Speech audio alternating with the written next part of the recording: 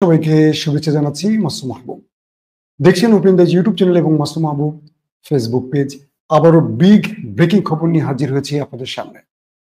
পাকিস্তান এবং ভারতের সর্বশেষ আপডেট থাকছে আজকের লাইভ সেশনে। যদি শুনতে এবং দেখতে পেয়ে থাকেন কমেন্ট করে জানান, যদি কোনো রকম সমস্যা থাকে প্রথমেই কমেন্ট করে জানান। দর্শক, আজকের আমার হাতে যে খবরগুলো এসে পৌঁছেছে আমি কোনটা রেখে কোনটা দেব বুঝতে পারছি না। কিছুক্ষণ আগে পাকিস্তানের আইএসপিআর এর বক্তব্য শুনছিলাম লাইভ। বক্তব্যটি শুনে গায়ের পশম দাঁড়িয়ে গেছে। যখন পাকিস্তানের পাইলটরা যুদ্ধ বিমান নিয়ে ভারতে ঢুকে পড়ে, তার আগে তারা মৃত্যু পরোয়ানায় সিগনেচার করে। সেই ছবিটি ইন্টারন্যাশনাল গণমাধ্যমে ভাইরাল হয়েছে। একজন পাইলটের তার পরিবারের কাছে লেখা একটা চিঠি পড়লাম, চোখ ভিজে গেছে। যারা শিয়ালকোট কিংবা ভারতীয় লাইন অফ কন্ট্রোলে ইন্টারন্যাশনাল বর্ডারে যুদ্ধ করছেন, তাদের অনেকের বক্তব্য উঠে আসছে পাকিস্তানের গণমাধ্যমের মাধ্যমে। অনেকগুলো বক্তব্য আজকে সারাদিন শুনেছি। ইন্টারেস্টিং ব্যাপার, আজকে দুজনের কথা শোনাবো আপনাদের।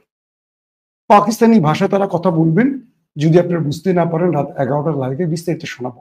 একজন হলেন এক্স মেজর জেনারেল ওসমান, তিনি পাক সেনাবাহিনীর সাবেক মেজর জেনারেল ছিলেন। তিনি কি অডিও রেকর্ড পাঠিয়েছেন হোয়াটসঅ্যাপে, সেটি আপনাদের শোনাবো। পাকিস্তানের পরিস্থিতি তিনি জানাচ্ছেন।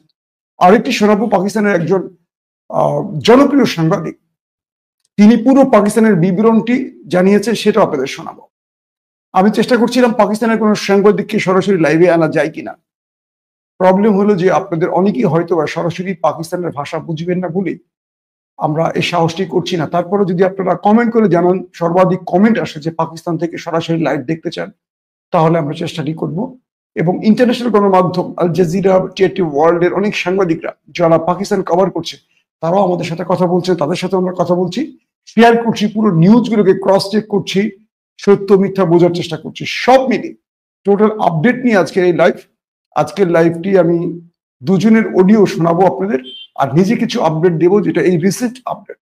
আমি যদি প্রথমে আপনাদেরকে বলে রাখি আপডেট প্রথম, রয়টার্স বলছে ভারত পাকিস্তানের এই যুদ্ধে ইতিমধ্যে ভারতের 83 বিলিয়ন মার্কিন ডলার ক্ষতি হয়েছে। 83 বিলিয়ন, নট মিলিয়ন। আবারও বলছি 83 বিলিয়ন। এবার হিসাব করেন কত কোটি টাকা। রাফায়েল তৈরির পর সবচেয়ে বড় যে ধাক্কাটি এসছে, রাফায়েল প্রতিষ্ঠান বলছে যে আমাদের এই রাফায়েল এভাবে কখনো ধ্বংস হয়নি। কিন্তু পাকিস্তান এটা কি করলো আমাদের? রাফায়েলের পর রাশিয়া, ভ্লাদিমির পুতিনের দেশ রাশিয়ার S-400 আকাশ প্রতিরক্ষা সিস্টেম, এটা পুরো পৃথিবীতে রাজ করছে। সেই আকাশ প্রতিরক্ষাকেও শুইয়ে দিল এবার পাকিস্তান। দুটোর ইতিহাস তৈরি করলো পাকিস্তান, এক রাফায়েল, দুই S-400। পাকিস্তান এমন কি ক্যারিশমা দেখাচ্ছে যে পৃথিবী বিখ্যাত এই যুদ্ধ জাহাজ কিংবা আকাশ প্রতিরক্ষা সিস্টেম পাকিস্তানের কাছে এসে মার খাচ্ছে। এই প্রতিষ্ঠানগুলো ইতিমধ্যে ব্যাপক আতঙ্কে আছে পাকিস্তানের কারণে, যে পাকিস্তান তাদেরকে কিভাবে লজ্জা দিচ্ছে। এই প্রতিষ্ঠানগুলো শেয়ার বাজার পড়ে যাচ্ছে। এই S-400 আমেরিকার মতো প্রতিষ্ঠান, মানে আমেরিকার মতো দেশ খতম করতে পারেনি রাশিয়ার। রাফায়েলকে বড় বড় দেশ খতম করতে পারেনি, কিন্তু পাকিস্তান বিমান বাহিনীর কাছে এগুলো এসে পুতুল হয়ে যাচ্ছে। ভারত তার রাফায়েলকে এখন পাকিস্তানের ঢোকাতে রীতিমতো ভয় পাচ্ছে। পাইলটরা ভারতে ঢুকতে চাইছে না রাফায়েল নিয়ে। পাকিস্তান কোন জাদুতে এগুলো করছে? দর্শক, যারা আজকে দিনে আমার লাইভ গুলো দেখেছেন, আজকে দিনে এর আগে সকাল 9টা এবং বেলা 1:30 দুটো লাইভ করেছি, পুরো আপডেট দিয়েছি। তার পরবর্তী লাইভটি এখন, এবং আজকে রাত 11টা আমার লাস্ট আইটি লাইভ। আপনাদের বলি, পাকিস্তান আজকে যে কাজটি করে, উদামপুর বেইজে হাইপারসোনিক অ্যাটাক করে। এই হাইপারসোনিক অ্যাটাকটি ছিল রাশিয়ান তৈরি S-400 কে ধ্বংস করার জন্য। কারণ এই S-400 কে ধ্বংস করার জন্য রাশিয়া, পাকিস্তান যে কৌশলটি অবলম্বন করে, আপনাদেরকে একটি সংক্ষিপ্ত সেই বিষয়টি শোনাই। অর্থাৎ পাকিস্তান যে কৌশলটি অবলম্বন করে সেটি হলো, রাশিয়ান যে S-400 আছে, এই S-400টি তাকিয়ে আছে পাকিস্তানের, আমরা এক কথা বলতে পারি যে তাদের মিসাইল কিংবা যুদ্ধ বিমানকে খেয়ে দেওয়ার জন্য। তো এখানে পাকিস্তান আসলে যে কৌশলটি নিয়েছে সেই কৌশলটি একটু বিবরণ দিচ্ছি আপনাদের। S-400 কে ফাঁকি দেওয়ার জন্য প্রথম জ্যামিং সিস্টেম তুর্কি কোরাল জ্যামিং ইলেকট্রনিক্স ওয়ারফেয়ার ব্যবহার করেছে। এরপর রাডার সিস্টেমকে লক করেছে, নেভিগেশনকে লক করেছে।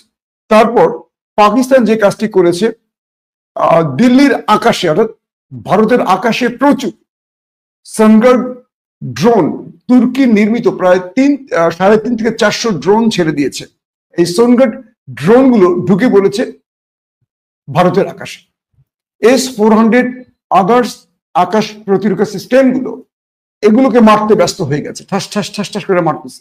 কম দামে এই ড্রোন গুলো খুব আধুনিক প্রযুক্তির, এখানে আপনার মেশিন গান বসানো থাকে, রকেট লঞ্চার সিস্টেম থাকে, এখান থেকে শত্রুকে টার্গেট করে যেমন গুলি করা যায়, রকেট ছোড়া যায়, এখান থেকে ছোট মিসাইলও নিক্ষেপ করা যায়। তো এইগুলো পাকিস্তান ছেড়ে দিয়েছে যাতে ভারতের আকাশ প্রতিরক্ষা সিস্টেম বোকা বনে যায়। তো এগুলোকে যখন মারতে ছিল তখন মানে ভারতের এয়ার ডিফেন্স বিমান বাহিনীকে ব্যস্ত রেখেছে এই ছোট ছোট ড্রোন দিয়ে।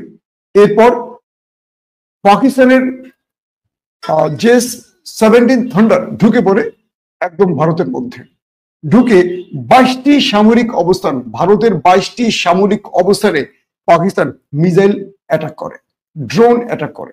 এবং সবচেয়ে ভয়াবহ যে খবরটি সেটি হলো ভারতের অহংকার ব্রাহ্মস মিসাইল, এটার যে স্টোরেজ, সকল ব্রাহ্মস মিসাইল যেখানে রাখা হয়েছে সেই স্টোরেজটিকে অ্যাটাক করে উড়িয়ে দেয়, একদম ধ্বংস করে দেয়। এটা ভারতের সবচেয়ে বড় ধাক্কা। তারপর মানে এই ড্রোনের ফাঁকে হঠাৎ করে JS-17 থান্ডার দিয়ে S-400 কে অ্যাটাক করে। এই JS-17 থান্ডার এটি হলো হাইপারসনিক মিসাইল, এটি দিয়ে মোটামুটি একটা শক্ত ধাক্কা দেয় এবং S-400 রাশিয়ার তৈরি এটি শেষ হয়ে যায়। এবং এক কথায় যে ইলেকট্রনিক ওয়ারফেয়ারের এই চমৎকার প্রয়োগটি পাকিস্তান করে খুব বুদ্ধিমত্তার সাথে, অর্থাৎ ভারতের সাথে একটা খেলা করে। শুধু সমরস্ত্র থাকলে যে হয় তা না, এটাকে ব্যবহারের যে কত রকম প্রযুক্তি আছে, কত রকম কৌশল আছে, কত স্টাইল আছে, পাকিস্তান এগুলো দেখায়। ভারতের এয়ার ডিফেন্স সিস্টেম আবারও নিজেদের একটা রাফায়েল ভূপাতিত করেছে, অর্থাৎ ভারতের আকাশে থাকা একটি রাফায়েলকে আবারও ভূপাতিত করেছে পাকিস্তান। এবং বলা হচ্ছে শিবানী সিং নামে তাদের একজন পাইলট পাকিস্তানের হাতে ধরা পড়েছে। এটি এখন পর্যন্ত ইন্টারন্যাশনাল গণমাধ্যমে আসেনি, তবে এই খবরটি ভারত পাকিস্তানের গণমাধ্যম বিভিন্ন সূত্রে বলছে এবং চীনের গণমাধ্যমে উঠে এসছে। এবং যতটুকু জানা গেছে যে যে ঘাঁটিগুলোতে পাকিস্তান মিসাইল অ্যাটাক করেছে সেখানে প্রচুর সংখ্যক সেনা ওপারে চলে গেছে, ভারতীয় দাদারা ওপারে চলে গেছে। এখন আমরা একটা বিষয় বুঝতে পারছি যে পাকিস্তান ভারতের সাথে, ভারতের কাছে S-400 আছে, রাফায়েল আছে, তারপরও খেলছে পাকিস্তান তার বুদ্ধি দিয়ে। পাকিস্তানের কাছে আছে তুর্কি এবং চীনের প্রযুক্তি, আর ভারতের কাছে আছে আমেরিকান, রাশিয়ান, ফ্রান্সের প্রযুক্তি। ভারতের গণমাধ্যমগুলো বলছে যে আমাদের পরাজয় বা আমাদের এই পরাজয়ের মূল পেছনের নেপথ্যে নায়ক হলেন মিস্টার রজব তাইয়্যিব এরদোয়ান। এরদোয়ান এমন একটি সময় এমন কিছু আধুনিক প্রযুক্তি পাকিস্তানের তুলে দিয়েছে যে ভারত এগুলোকে মোকাবেলা করতে পারছে না, এবং এগুলো সম্পর্কে ভারতের ডিফেন্স বা সামরিক বিশেষজ্ঞরা বুঝতে পারছে না কোনটাকে কিভাবে তারা ট্যাকল করবে। সবকিছু মিলে এরদোয়ান যে মোক্ষম সময় পাকিস্তানকে মোক্ষম চালটি দিলেন, বারবারই কথাটা বলতে হয়। লাস্ট 5টা যুদ্ধে এরদোয়ানের তুরস্ক বিজয় লাভ করছে, অথচ লাস্ট একটা যুদ্ধে আমেরিকা বিজয় লাভ করেনি, রাশিয়াও বিজয় লাভ করে, কোন দেশ বিজয় পায়নি, ইভেন ইসরায়েলও বিজয় লাভ করেনি মানুষ হত্যা ছাড়া। কিন্তু তুরস্ক 5টি যুদ্ধে বিজয় লাভ করেছে, এবং তুরস্ক সেই খেলাটি পাকিস্তানের হাতে তুলে দিয়েছে। এবং আমরা আপনাকে বারবার বলেছি যে তুরস্কের সামরিক বিশেষজ্ঞরা পাকিস্তানে অবস্থান করে মোটামুটি পাকিস্তানকে এই ভারত মোকাবেলায় তার কৌশল নির্ধারণ করেছে। আর একটা কথা বারবার বলি যে পাকিস্তানের সামরিক বাহিনীর মধ্যে বিমান বাহিনী অসাধারণ, অসাধারণ। এদের কথা আমি যদি সারা রাত বলি শেষ হবে না। এরা এত দুর্দান্ত পারফরমেন্স করছে। ধরেন একটা উদাহরণ দিই, আজকে F-17 থান্ডার নিয়ে ঢুকে গেছে আওরঙ্গজেব, পাকিস্তানের একজন পাইলট। তিনি প্রথমে কিছু ড্রোন অ্যাটাক করলেন, আকাশ প্রতিরক্ষা সিস্টেম সেই ড্রোনগুলোকে নিয়ে বিজি হয়ে গেল। তিনি অটোমেটিক জম্মুতে ঢুকে গেলেন শ্রীনগরে, এবং তিনি পাঠানকোটে ঢুকে ধাম ধাম ধাম ধাম করে মিসাইল গুলো মারলেন। মেরে সামরিক বেজগুলো উড়িয়ে দিয়ে 3 ঘন্টা তিনি ভারতের আকাশে তার যুদ্ধ বিমান নিয়ে উড়লেন, আবার নিরাপদে ফিরে আসলেন। ভারত এবং পাকিস্তানের গণমাধ্যম বলছে পুরো 5 ঘন্টা কাশ্মীর, শ্রীনগর, পাঠানকোট এবং আরো যে অঞ্চলগুলোর কথা আমি এর আগের লাইভে বলেছি, পুরো পাকিস্তান শাসন করেছে।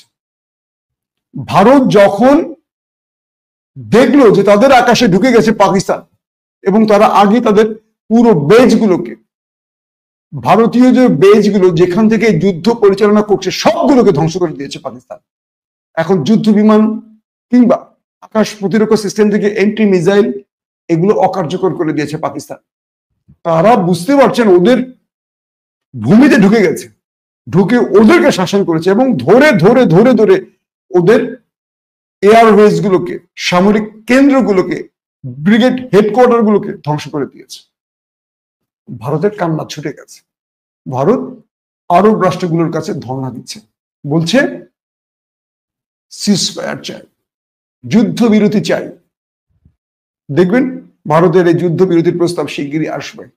অগ্রিম খবরটা দিলাম কারণ পাকিস্তানি সোর্স এই খবরগুলো আমাকে দিয়েছে। দর্শক, যখন এখানে একটি গুরুত্বপূর্ণ আপনাদের খবর দিয়ে রাখি, সৌদির একজন মন্ত্রী পাকিস্তানে অবস্থান করছিলেন এবং তিনি নূর খান এয়ারবেজে তার বিমানটি রাখা ছিল। ঠিক সেই নূর খান এয়ারবেজে ভারত মিসাইল অ্যাটাক করেছে, পাকিস্তানের নূর খান। ভারতের গণমাধ্যম খুব জোরে সোরে প্রচার করছে যে আমরা পাকিস্তানের ভিভিআইপি এয়ারবেজটাকে উড়িয়ে দিয়েছি। পাকিস্তান সঙ্গে সঙ্গে সেই ভিডিও রিলিজ করেছে।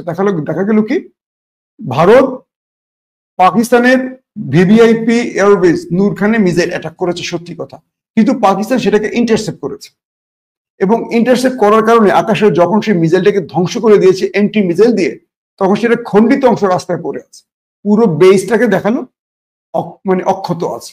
এবং এখানেই সৌদির একটি বিমান ছিল, তাদের একজন মন্ত্রী পাকিস্তান সফরে ছিলেন এবং বলা হচ্ছে এই মুহূর্তে লাইন অফ কন্ট্রোলে ব্যাপক গোলাগুলি চলছে এবং পাকিস্তানের প্রচুর চেকপোস্ট, পাকিস্তান প্রচুর ভারতীয় চেকপোস্ট উড়িয়ে দিয়েছে, সেখানে সেনারা পালিয়ে গেছে।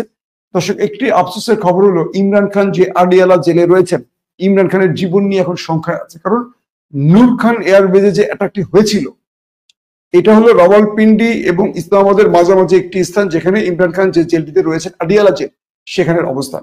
তো ইমরান খানের দল পিটিআই ইমরানকে দ্রুত প্যারোলে মুক্তি দাবি করেছে সরকারের কাছে, কারণ যুদ্ধকালীন সময়ে যদি কোন একটি মিসাইল আডিয়ালা জেলে পড়ে ইমরানের জীবন সংখ্যায় পড়ে যাবে। এটা নিয়ে জনগণের মধ্যে বিক্ষিপ্ত অবস্থা তৈরি হয়েছে। পাকিস্তানের পিটিআই অর্থাৎ পাকিস্তানের 80% মানুষ বলছেন দ্রুত ইমরানকে মুক্তির ব্যবস্থা করুন, যদি কোনো কারণে ইমরানের উপর কোনো অ্যাটাক আসে তাহলে এই যুদ্ধে পাকিস্তান হেরে যাবে, কারণ 80% জনগণ সেনাবাহিনীর বিরুদ্ধে দাঁড়িয়ে যাবে। কারণ ইমরানকে তাদের এখন মুক্তি দেওয়া খুব জরুরি। আসিফ মনিরেরও এই মুহূর্তে ইমরানকে মানে মুক্তি দিলে আমি মনে করি পাকিস্তানের জনগণ আরো মানে উদ্যমে নামবে এই লড়াইটা। নতুবা যদি ইমরানের জীবনের কোনো বিপদ ঘটে বা ইমরানের জীবন যদি হুমকিতে পড়ে, এই সেনাবাহিনী পাকিস্তানের জনগণকে কন্ট্রোল করতে পারবে না। ভারতকে মোকাবেলা করবে কি? জনগণই তো পাকিস্তানের সেনাবাহিনীকে পিছিয়ে ফেলবে। দর্শক, চলেন আপনাদেরকে আমি একটু একজন মেজর জেনারেল ওসমান, সাবেক পাকিস্তানের আর্মি অফিসার, তার একটি অডিও বার্তা আপনাদের পাঠাচ্ছি। তিনি আমাদের কি জানিয়েছেন আমরা একটু শোনার চেষ্টা করি। अस्सलाम वालेकुम दोस्तों, भाइयों, क्या हाल है? सब खैरियत से हो? अच्छा यार, मैं ग्रुप में देख रहा था कोई फेक वीडियोस भी शेयर हो रही थी, कोई बातें भी बन रही थी, कोई डेथ नोट साइन करवा रहा था, कोई क्या चल रहा था, लेकिन अल्हम्दुलिल्लाह ऐसी कोई बात नहीं है। तो बात वो होनी चाहिए कि जो ऑथेंटिक हो। तो मैं अभी आपको ऐसी ऑथेंटिक बात बताने लगा हूँ जो कि अभी तक किसी मीडिया पे नहीं आई है, किसी को पता नहीं है, right from the horse's mouth. Allah ताला ने इतना खास करम किया है जिसका आप अंदाजा नहीं लगा सकते। पाकिस्तान ने तारीख रकम की है 2 दिन पहले जब उनका राफेल गिराया, और अभी अल्लाह ताला हैज बीन वेरी काइंड। अल्लाह ने बड़ी इज्जत दी है, बड़ा अल्लाह ने लाज रखी है हमारी, कि पाकिस्तान एयरफोर्स ने उनका S-400 surface to air missile system completely तबाह कर दिया, कंप्लीटली तबाह कर दिए। इससे पहले वर्ल्ड में तारीख में ऐसा किसी के पास ये एजाज नहीं है, रिकॉर्ड नहीं है। अल्लाह ताला ने बड़ा खास करम किया है, पूरा उनका S-400 तबाह किया। ना सिर्फ तबाह किया है बल्कि पाकिस्तान के J-10 जो है वो इस वक्त जम्मू कश्मीर के अंदर इंडियन ऑक्युपाइड जम्मू कश्मीर के ऊपर फ्लाई कर रहे हैं, वहां पे एयर सुपरियॉरिटी हमने गेन कर लिया और वहां पे उनका कोई भी जहाज नहीं उड़ा। मकबूजा कश्मीर के अंदर इस वक्त सिर्फ पाकिस्तान के जहाज उड़े हैं, उनका कोई जहाज उनके करीब करीब भी मौजूद नहीं है। पाकिस्तान के ऊपर से लेके नॉर्थ से लेके साउथ तक जितनी एयरफील्ड्स हैं अल्लाह के खास करम से सारी हमने तबाह कर दी। श्रीनगर जम्मू से लेके नीचे गुजरात तक जितनी एयरफील्ड है अल्लाह ने हमें एजाज बख्शा है, अल्लाह ने हमारी मदद की है। सारी एयरफील्ड पाकिस्तान एयरफोर्स ने उनकी तबाह कर दी है, पाकिस्तान आर्मी ने मिलकर उनकी तबाह कर दी है। और इसके अलावा इनका जो मिलिट्री इंटेलिजेंस का हेडक्वार्टर है वो भी हमने तबाह कर दिया। और अल्लाह का बड़ा खास करम है कि हमारा कोई भी जहाज, किसी किस्म के जहाज के ऊपर कोई ना फायर हुआ है, ना ही किसी जहाज को कोई डैमेज हुआ है। अल्हम्दुलिल्लाह सब सेफ है, सलामत है। अपनी दुआ में याद रखिएगा। দর্শক, পাকিস্তান থেকে মেজর জেনারেল ওসমান তিনি পুরো ব্রিফটি করলেন হোয়াটসঅ্যাপে, আপনারা শুনলেন। সেখানে তিনি হয়তো অনেকে বুঝতে পারছেন, অনেকে বুঝতে পারেননি। আমার বক্তব্যের মধ্যে কিছু অংশ আছে। পুরো পাকিস্তানের বিমান বাহিনী ভারতের ভেতরে ঢুকে তাদের এয়ারবেস গুলোকে ধ্বংস করে পুরো কন্ট্রোল নিয়ে গেছে তাদের হাতে, এবং জম্মু কাশ্মীর শ্রীনগর যে অঞ্চলগুলোর কথা আমি বলেছি সেটা এখন পাকিস্তানের বিমান বাহিনীর দখলে আছে। এবং লেটেস্ট এই মুহূর্তে আপডেট গুলো আমি আরেকটা অডিও বার্তা আপনাদের শোনাবো। একটা মজার কাহিনী দিয়ে বলি। আমার ওয়াইফ, মানে আপনাদের ভাবি, তিনি পাকিস্তান সমর্থনকারী, আর তার ভাই আওয়ামী লীগ করেন, একজন উকিল, তিনি আবার ভারত সমর্থনকারী। বুঝছেন, এই দুই ভাই বোনের মধ্যে দ্বন্দ্ব বাজে, একজন পাকিস্তান একজন ভারত। তারপর ভাবি এখন আমার সাথে স্টুডিওতে বসে আছে, আমার কাছে এই ভিডিওগুলো শুনতেছে। আসলে কেন, আমার আশেপাশে তিনি আছেন। তার ভাইয়ের সাথে তার টেলিফোনে বিতর্ক হবে, কোন দেশ জিতছে, মানে তার ভাইয়ের সাথে বিতর্কে যাবে। তার ভাই বলবে ইন্ডিয়া জিতছে, আর সে বলবে ভারত কি বলে পাকিস্তান জিতছে। তো এই জন্য সে এখন আমার কাছ থেকে লাইভে তথ্যগুলো নিচ্ছে। কেন নিচ্ছে? তার ভাই যখন টেলিফোন করবে তখন এই তথ্যগুলো তার ভাইকে বলবে, দেখেন যে ভারতকে এটা মারছে, ভারতের এটা করছে, পাকিস্তান এটা করছে। তো আপনারা যদি কেউ সালাম দিতে চান, আমি দেখাচ্ছি না, তিনি আমার খুব পাশেই আছেন, ঠিক আমার এই পাশে আছেন। আপনারা আপনাদের ভাবিকে একটা সালাম দিতে পারেন কমেন্টে, ইনশাআল্লাহ তিনি উত্তর দেওয়ার চেষ্টা করবে। আবারও বলছি, পাকিস্তান জিন্দাবাদ, বাংলাদেশ জিন্দাবাদ, এই কমেন্টটি আপনাদের কাছ থেকে সর্বাধিক আশা করছি। কারণ আমরা দীর্ঘদিন ধরে শোষিত ছিলাম একটি দখলদারদের হাতে, কাশ্মীরিরা শোষিত ছিল। আজ পাকিস্তানের ভাইরা উদম পিটন শুরু করছে তাদের উপর।